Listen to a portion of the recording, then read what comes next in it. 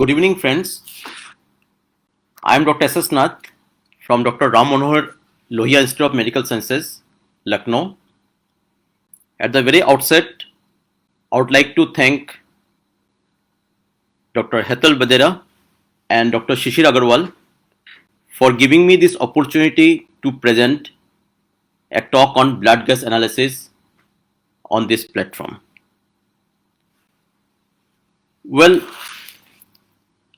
in the next half an hour or so, I shall take you along the various aspects related to blood gas analysis and finally few practice sessions how to actually do the blood gas analysis. It is important to note that there are several methods to do blood gas analysis.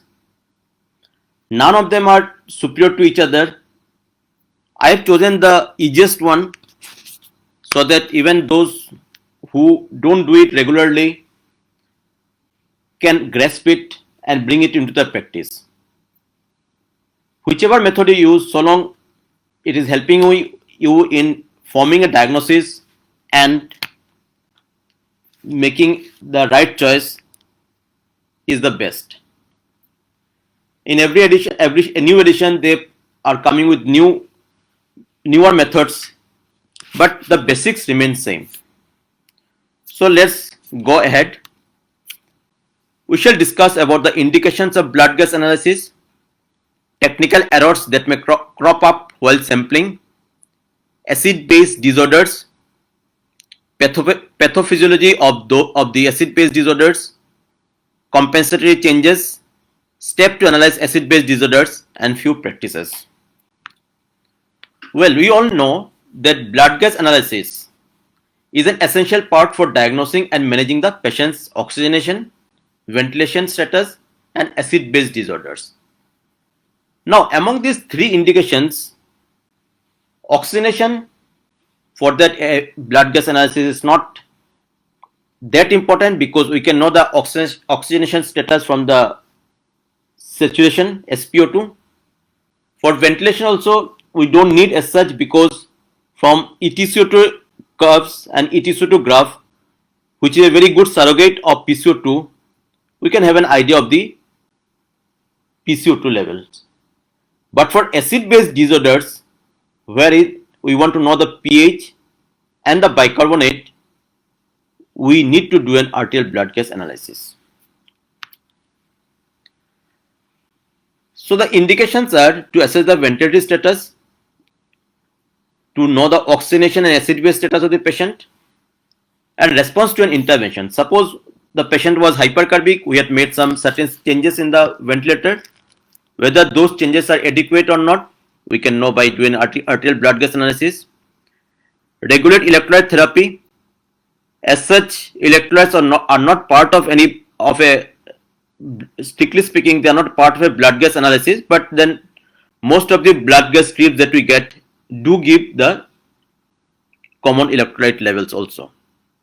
And preoperative baseline parameters. For example, a patient of CKD, we need to do a preoperative baseline parameter to know whether he will need a dialysis preoperatively or not. Now the technical errors that may crop up while sampling. The first is excessive heparin. We know that the syringe that we are going to use to collect the blood for blood gas analysis should be rinsed with heparin. And then we should flush out all excessive heparin. There should not be any visible heparin left. Whatever little bit sticks to the side inside of the syringe is usually adequate. Syringes should be flushed with 1:1000 heparin and rinsed. We should not leave any excessive heparin in the syringe because we know the heparin has a dilutional effect. It may lower the bicarbonate level, it may lower the PCO2 level, and we should remember this: the heparin that we use is available as heparin sodium. So if you have too much of heparin, it can falsely raise the serum sodium level of the blood gas that you are analyzing. Now there might be alteration of result with the size of syringe or needle and the volume of sample that we have taken. Whichever syringe we use should be filled with at least 50% of the volume by blood. So we should use, because and we know the very little amount of blood is needed, even less than 1 ml. So we should use only 3 ml or smaller syringes. And it has been seen that 25% lower values may be seen in the analysis report if 1 ml sample is taken in a 10 ml syringe with around 0.25 ml of heparin in the needle. So it is important that we take the right side of the syringe. It should not be more than 3 ml. Ideally 2 ml syringe or even an insulin syringe is adequate. There may be alterations of the body temperature because it affects the PCO2 and bicarbonate level. If the body temperature is high, patient is febrile, we know there is more production of carbon dioxide, so there will be more PCO2. And the blood gas analyzers they usually do the sampling as if the temperature is at room temperature, not room temperature, at normal body temperature. So they will take it as 37, even if the body temperature at that time might be 40 degrees Celsius. So it will give an erroneous result. If there are any air bubbles left within the syringe, we know that in air the PO2 is 150 millimeter of mercury and PCO2 is 0. So when there is contact with air bubble, then it will lead to higher PO2 and lower PCO2. Because blood has got higher PCO2, so carbon dioxide will diffuse out of the blood into the air bubble. And if it depends upon the PO2 of the blood. If the PO2 is high, then higher than 150, then it will diffuse out of the blood. If it is lower than 150, it might diffuse from the air bubble to the blood. So in either cases, there might be erroneous results. So we should see that no air bubble is left in the blood sample, and we should seal the syringe immediately after sampling. Effect of temperature during transport. For every 10-minute delay, if you take two samples, one has been in ice and the other without ice, there are 10 times more changes in the uniced sample. So if every 10 minutes the pH changes by 0.01 in uniced sample, in the ice sample it will be 0.001. The same happens with PCO2 and PO2. So if we think that the sampling will not be done within 10 minutes, it should be sent in iced sample, covered with ice. WBC counts. Well, we know that the WBCs are all living cells. They will consume the oxygen and give out carbon dioxide. So if the WBC count is very high, then there will be a falsely low PO2 and falsely high PCO2. So we should chill them immediately before analysis. So these were the errors that might crop up while sampling, and most of them can be avoided if we have a ABG machine at the bedside, that means within our ICU or the OT setup, or if at all, if it takes some time, 10 minutes or 15 minutes, immediately if we can send the sample with ice. Now let's examine some basic concepts. We know that hydrogen ion concentration in the extracellular fluid is determined by the balance between the partial pressure of carbon dioxide and the bicarbonate concentration. And by the Henderson-Hasselbalch equation, we know that the hydrogen ion concentration is equal to 24 times the ratio of PCO2 and bicarbonate level. Now one important thing we should remember here, that hydrogen ion concentration is expressed as nano equivalents, whereas our common electrolytes like sodium, potassium chloride, they are expressed as milliequivalents. So there an 100 nanoequivalent is equal to 1 milliequivalent. So there are million times more sodium, potassium and chloride than the hydrogen concentration. At partial pressure carbon dioxide of 40 millimeter of mercury and serum bicarbonate of 24 milliequivalent per liter, the normal hydrogen ion concentration is around 40 nanoequivalent per liter. And since hydrogen ion concentration is so less, it is usually expressed as pH units. And what is pH? pH units are derived as negative logarithm of hydrogen ion concentration. Now this is a graph which is showing the hydrogen concentration along with the pH units. Now you can see that this trace is not linear. So what does that mean? It means that at the alkalotic site, for every 0.1 pH unit change, the hydrogen ion concentration changes by 6 nanoequivalent per liter. Whereas in the acidotic site, say at the pH of say 7.1, it changes by 20 milliequivalent per liter, 20 nanoequivalent per liter. So it is 3 times more than what it would have changed in the alkalotic site. Normal hydrogen concentration of 40 nanoequivalent per liter corresponds to a pH of 7.4, which is our normal pH. And since it is a negative logarithm, so changes in pH are inversely related to changes in hydrogen ion concentration. And hydrogen concentration, normally the body tries to keep it within a very narrow range, so it varies less than 10 nanoequivalent per liter. And so the control, and to keep it within this narrow range, it is important to maintain a fairly constant ratio of partial pressure of carbon dioxide and bicarbonate. So change in one parameter, either PCO2 or bicarbonate, will be accompanied by change in the other. So the initial change in PCO2 or bicarbonate that happens is called the primary acid-base disorder.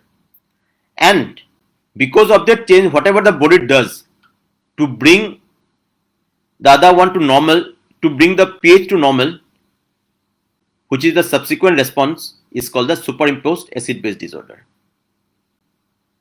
Now, compensated responses are not strong enough to normalize pH. Compensated responses happens, that is done by the body, tries to bring it towards normal, but it cannot actually bring it to normal. This is an important concept that we should remember when we talk about mixed acid-base disorder. Now, analysis of acid-base disorder. This is a algorithm which is slightly big for the screen, so we'll deconstruct it and go step by step. So to start analysis of acid-base disorder, to start with we need only two parameters, pH and the PCO2.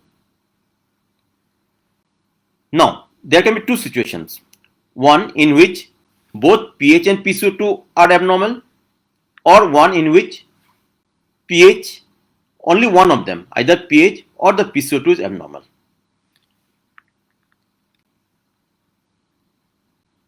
So we have checked the pH and PCO2. Now to know whether it is abnormal or not, we need to remember the normal values. The normal value of pH is 7.36 to 7.44. PCO2 is 36 to 44 millimeter of mercury, and bicarbonate is 22 to 26 milliequivalent per liter. So we take the right side of the arm where only pH and the PCO2, either of them, either pH or PCO2 abnormal. So these we call as mixed acid-base disorder. Why? Because as I have told in the previous slide, that compensatory change cannot bring the other parameter to the normal value. Okay. it can only bring it towards normal, but it cannot normalize it. So if it has normalized it, that means there is an opposite disorder which is equally strong occurring at the same time, and therefore it has brought it to normal. So we might have pH abnormal but PCO2 normal, or pH normal and PCO2 abnormal. In that case, we cannot find out which is the primary disorder and which is the compensatory change. So in mixed acid base disorder, there is no primary disorder, and both disorders are of the equal severity. Now if pH is abnormal, we know it is metabolic disorder, and if PCO2 is abnormal, we know it is respiratory disorder. And if pH is going up, we know it is alkalotic, metabolic alkalosis. If it is going down, it will be metabolic acidosis. Similarly with PCO2. Now we go to the other arm where both are abnormal. pH and PCO2 both are abnormal. Now when both are abnormal, what we need to do? We need to see the direction of change. What is meant by that is that we should see whether both are changing in the same direction, both are increasing or both are decreasing, or there is opposite direction. That means one is increasing, other is decreasing. So both change in the same direction. That is, pH is increasing, PCO2 is increasing, pH is decreasing, PCO2 is decreasing. So when both are going in the same direction, it is a metabolic problem. When both are increasing, it is metabolic alkalosis. Both are decreasing, it is a metabolic acidosis. And both changing opposite direction, then it is a respiratory problem. pH is increasing, PCO2 decreasing, respiratory alkalosis. pH is decreasing, PCO2 is increasing, respiratory acidosis. So when we have found the primary problem, that is either primary metabolic disorder or primary respiratory disorder, next we have to look for the compensation. Now what are the compensatory changes? So whenever there is a primary disorder, the body tries to compensate it, and there will be some compensatory changes in the body, because the body wants to try its best to keep the hydrogen ion concentration as far as possible in a constant range. We should not let it change by more than 10. So in primary disorder, we know that there is respiratory acidosis, there is increased PCO2. So there is a compensatory change by increasing bicarbonate level. In respiratory alkalosis, there is decreased PCO2. So the compensatory change will be decreased bicarbonate. If in metabolic acidosis, there is decreased bicarbonate, so the body will try to wash out the PCO2 and there will be decreased PCO2. Similarly, if there is metabolic alkalosis, there is increased bicarbonate, bodies will try to retain PCO2 and there will be higher PCO2. And compensatory change are designed to keep the ratio of PCO2 and bicarbonate constant. Now regarding respiratory compensation, it happens very quickly. So whenever there is a metabolic acid-base disorder, it elicits prompt ventilatory response, and it is mediated by the peripheral chemoreceptors. So when metabolic acidosis stimulates the chemoreceptors, then the patient hyperventilates and tries to wash away the PCO, carbon dioxide. So we need to check the expected PCO2. That we can do by the formula 1.5 times the bicarbonate plus 8, and range is plus minus 2. And if this metabolic alkalosis silences the chemoreceptors, that means the patient hypoventilates and tries to retain PCO2. So in that case, the expected PCO2 will be 0.7 times the bicarbonate plus 21, and for the range it will be plus minus 2. Regarding the metabolic compensation, we know the metabolic compensation to the respiratory disorder is done by the kidneys, and respiratory acidosis results in increased bicarbonate reabsorption in the proximal convoluted tubule, and there will be higher serum bicarbonate level. Respiratory alkalosis results in decreased bicarbonate reabsorption.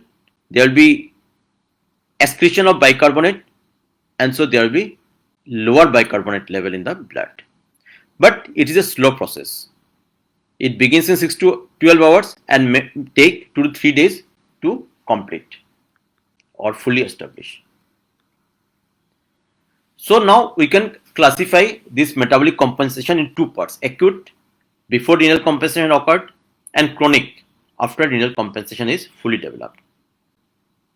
So you need to find the expected change in pH because of the respiratory disorder to determine whether it is compensated or there is a coexisting superimposed disorder which is present there.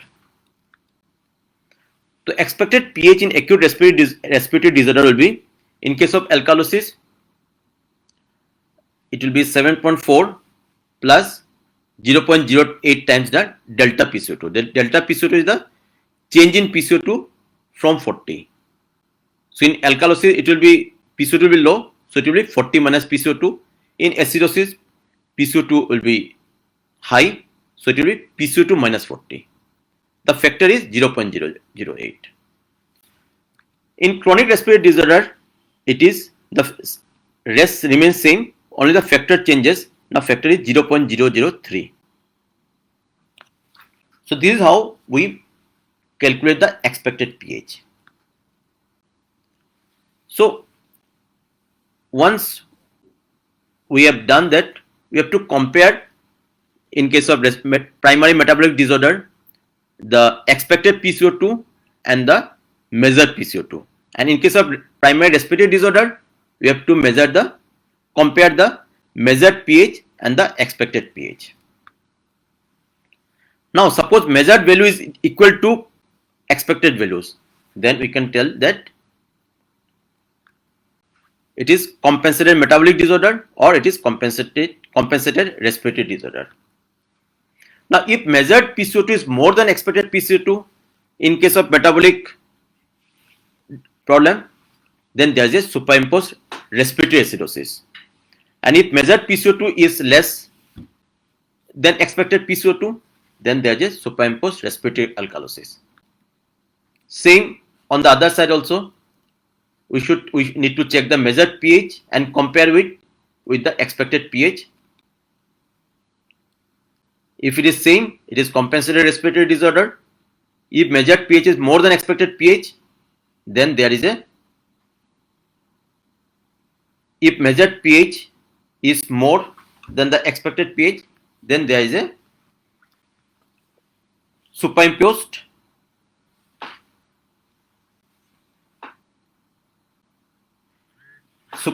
alkalosis there. Now, if there is a metabolic acidosis, then we need to evaluate further to see whether there is normal anion gap or high anion gap metabolic acidosis. Now, anion gap is a measure estimate of unmeasured anions. It helps to identify the cause of metabolic acidosis, because we know that metabolic acidosis can be because of two reasons. It can be because there is accumulation of non-volatile acids like say lactic acids in the body because of any reason, or because there is net loss of bicarbonate from the body. So metabolic acidosis can be either because of either of these reasons. So if we know the anion gap, then we can know it is because of which of these reasons. So to achieve electrochemical neutrality, anions and cations must be in equal concentration. So sodium plus unmeasured cations is equal to the sum of chloride plus bicarbonate plus unmeasured anions. So normal anion gap is 12 plus minus 4 milliequivalent per liter. Normally there is an anion excess, and much of this anion excess is because of the presence of albumin concentration. Now this is a very important thing to remember, because patients in ICU are often hypoalbuminic. So a 50% reduction in serum concentration of albumin will lead to 75% decrease in anion gap. So we need to also, in cases of hypoalbuminemia, we need to calculate the adjusted anion gap. How do you do that? We can do it by the formula observed anion gap plus 2.5 times the difference of 4.5 and the serum albumin. We have taken 4.5 as the normal value. So whatever is the decrease from 4.5, we have to multiply by 2.5 and add it to it. So that way we get the adjusted anion gap. Now, after we do the adjusted anion gap, there can be two situations. Where one is high anion gap, where there is addition of fixed acid to the extracellular fluid, and one is normal anion gap, where there is no addition of fixed acid, but because there is loss of bicarbonate as a result of increased chloride concentration in extracellular fluid, there is metabolic acidosis. Now there are several causes of anion gap, high anion gap metabolic acidosis. There are several mnemonics. One is mud piles, methanol, poisoning, uremia, diabetic ketoacidosis, paraldehyde, iron or isoniazide, lactic acidosis, ethylene glycol, or salicylate poisoning. There is another one. There are many. We can remember by any of the mnemonics. So that was our high anion gap metabolic acidosis. There can also be, as we discussed, there can also be normal anion gap metabolic acidosis, where there is loss of bicarbonate from extracellular fluid and there is gain in chloride ions. And so anion gap remains same. Chloride increases, bicarbonate decreases, but ultimately the anion gap remains the same. It is also called hyperchloremic metabolic acidosis, and commonly we see when we have infused lot of normal saline, for example neurosurgery, then at the end of the surgery we see that patient is acidotic. If we have the chloride, we will find that chloride is very high. Causes of diarrhea, early renal insufficiency, infusion of normal saline, renal tubular acidosis, acetazolamide, etc. So once we find that the patient has got high anion gap metabolic acidosis, then we have to go one step further and measure what is called the gap. Now what is gap? We have to measure the ratio of two gaps. One is the anion gap excess, I mean the actual anion gap, difference between the actual measured anion gap and the normal value of anion gap, and the difference in bicarbonate. That means normal bicarbonate 24 minus the difference of 24 and the measured bicarbonate. Now in high anion gap metabolic acidosis, the gap ratio is usually 1. But in high anion gap metabolic acidosis, if it is less than 1, then it indicates that there is a coexistence of another metabolic acidosis, which is normal anion gap metabolic acidosis. And if in case of high anion gap metabolic acidosis we find this ratio to be more than 1, then it indicates that there is a coexistence of metabolic alkalosis. So friends, that was all about the theoretical part. Now let's go and see how we can apply it to few situations. These are all real life situations from and the data have been collected from the real patients in ICU. So let's go.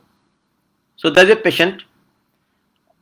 We are not taking into history into account for the sake of simplicity, but please remember this history plays an important role, and in real life analysis we should always take history into account. Then only you can come to a correct diagnosis. But as of now, to keep it simple and short, we'll not take into account the history part. So we have a patient whose pH reads 7.28, PCO2 38, millimeter of mercury, bicarbonate 17 milliquent, serum albumin 3.5, serum sodium 136, serum chloride 99. Now from this what we can see, we can first, as you know, we concentrate only on two values, pH and PCO2. We can see the pH is low and PCO2 is normal range. So it will be a case of mixed acid base disorder. There is no primary disorder, so we cannot find out the superimposed disorder also. So our diagnosis will be mixed acid base disorder, and since pH is low, so it is metabolic, pH is abnormal, so it is metabolic, and pH is low, so it will be metabolic acidosis with respiratory alkalosis. Now if we measure the anion gap, it comes up to be 20. So it is high anion gap metabolic acid, high anion gap metabolic acidosis with respiratory alkalosis. Okay. So the second practice, another FG strip in front of us, which reads pH 7.255, PCO2 93, bicarb 40. So these are the all parameters that we have. So what we can see, pH is going down, PCO2 is going up. So they are in opposite direction. So it is a case of respiratory acidosis. Now we need to find out whether there is any superimposed disorder or not, or whether it is compensated or not. So we need to find out the expected pH. See, since the bicarbonate is high, so we take as it that this is a case of chronic respiratory acidosis. So we have calculated the expected pH 7.4, and we have taken the factor of 0.03 and the delta PCO2, that is PCO2 minus 40. So it is expected pH is 7.24. Now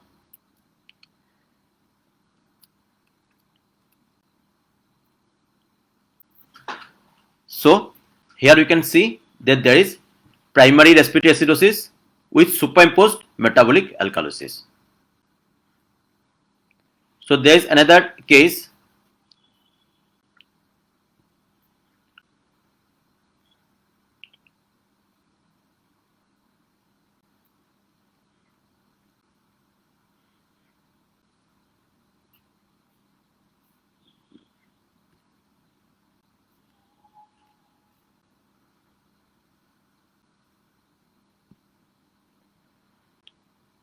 Where pH is 7.35, PCO2 19.7, bicarb 10.5, serum sodium 133, and serum chloride is 96.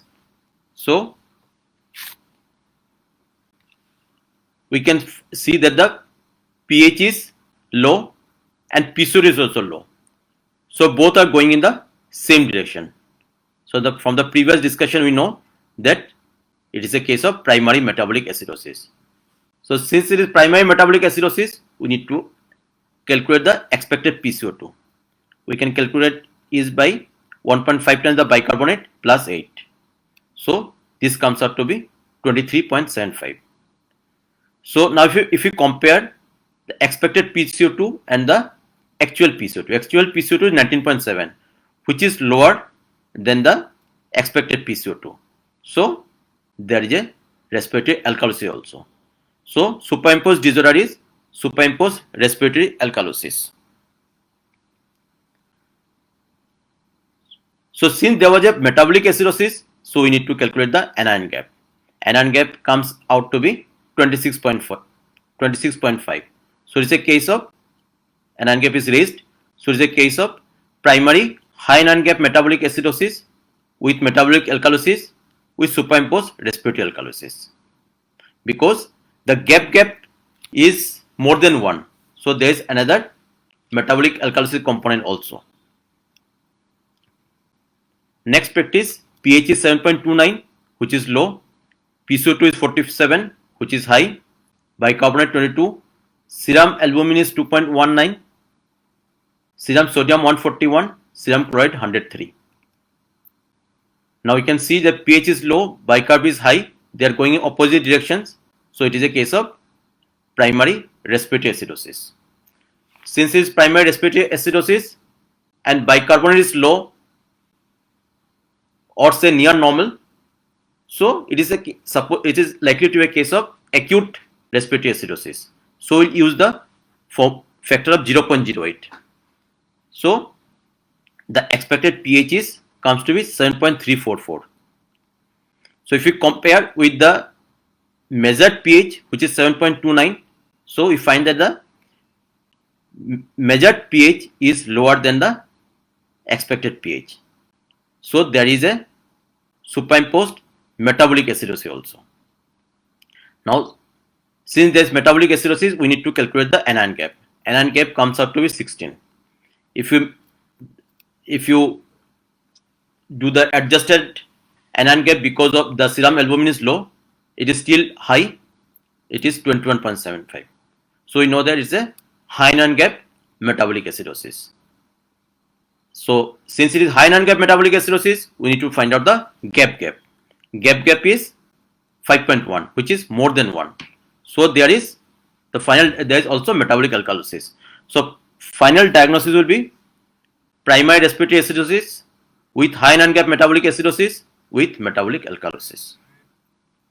So final practice, pH 7.33, which is low, PCO2 of 63, which is high, bicarbonate 32, serum albumin 1.5, sodium 152, potassium 3.4, serum chloride 115.